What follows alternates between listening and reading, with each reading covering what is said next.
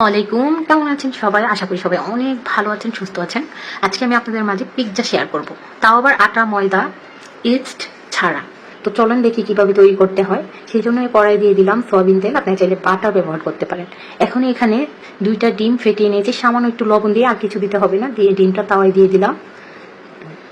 তো আপনারা চাইলে এই নাস্তাটা তৈরি করতে পারেন, সকালে বাচ্চাদের টিফিনে দিতে পারেন, বিকালে আপনারা নাস্তায় খেতে পারেন, খুবই মজার হয় এই পিৎজাটা। তো ডিমটা যখন মানে হালকা হয়ে যাবে তখন দিয়ে দিব 4টা পাউরুটি। এখানে পাউরুটির পরিমাণটা আপনারা কমিয়ে বাড়িয়ে দিতে পারেন। আমি 4টা পাউরুটি দিচ্ছি, আপনারা চাইলে 3টা দিয়েও করতে পারেন, 2টা দিয়েও করতে পারেন। তো এখন আমি ভালো করে পাউরুটিগুলো দিয়ে চেপে চেপে ডিমের সাথে ভেজে নিব। এই পিৎজাটা আমি যখন তৈরি করেছি আপনারা বিশ্বাস করবেন না, খেতে একদমই রেস্টুরেন্টের মতো লাগছিল। আপনারা যখন বাসায় তৈরি করবেন খেতে কেমন হয়েছে অবশ্যই আমার ফেসবুক পেজে কমেন্ট করে জানাতে পারেন। তো এখন আমি উল্টিয়ে দিলাম পাউরুটিটা আর ডিমটা। তো ডিমের যে উপর সাইডটা, ওই ডিমের উপরে আমি দিয়ে দিব টমেটো সস। তো টমেটো সস এখানে আমি হট টমেটো সসটা ব্যবহার করেছি। এটা দিলে একটু খেতে হালকা ঝাল ঝাল লাগে, খেতে ভালো লাগে। আপনি চাইলে সাধারণ যে কোনো টমেটো সস ব্যবহার করতে পারেন, চাইলে চিলি সসটাও দিতে পারেন, তারপরে আবার গ্রিন চিলি সস আছে ওইটাও দিতে পারেন। 2টা দিলেই খেতে ভালো লাগে। আমি আরেকটু মেয়োনিজ দিয়ে দিচ্ছি।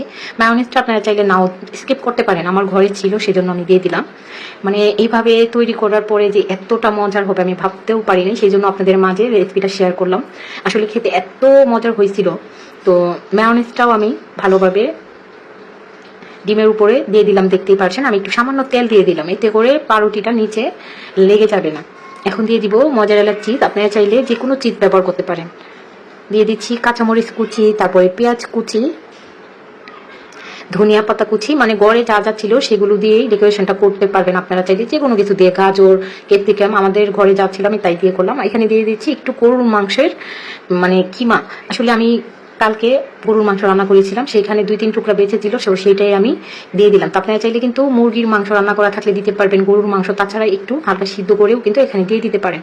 তো দিয়ে দিলাম সেই কিমা করা মাংসটা, তারপরে দিয়ে দিলাম টমেটো, এখানে 4 চাক করে 5 চাক আমি দিয়ে দিলাম। দিয়ে দিচ্ছি আবারও মজারেলা চিজ, তারপরে সামান্য একটু চিলি ফ্লেক্স, তারপরে হলো গোলমরিচের গুঁড়া, তারপর অরিগেনোটা দিলে কিন্তু একদম পিৎজার একটা যে সুন্দর ফ্লেভার, রেস্টুরেন্টে আপনারা যে খান সেরকমই একদম ফ্লেভারটা সুন্দর সেরকম আসবে। তো পিৎজাটা আমি দেখে দিয়েছিলাম, তো দেখেন চিজটা গলে একদম কি সুন্দর হয়েছে। আপনাদেরকে একটা চামি দিয়ে আমি উঠিয়ে দেখাচ্ছি, দেখেন কি সুন্দর চিজি হয়েছে। আর খেতে মাশাআল্লাহ এত মজার হয়েছিল, বিশ্বাস করেন আপনারা বাসায় এভাবে তৈরি করলে আপনারা হাজার হাজার টাকা খরচা করে রেস্টুরেন্টে গিয়ে আর খেতে হবে না। এত মজার পিৎজাটা, আটা ময়দা কিচ্ছু কষ্ট করতে হয় নাই। দেখলেন তো কত সহজে তৈরি করে ফেললাম। আর খেতে এত দূর দূরান্ত, এত জুসি আর এত ফ্লেভারফুল হয়েছিল, মজার হয়েছিল খেতে। আপনারা বাসায় তৈরি করলেই বুঝতে পারবেন। তো সবাই ভালো থাকবেন, সুস্থ থাকবেন, আল্লাহ হাফেজ।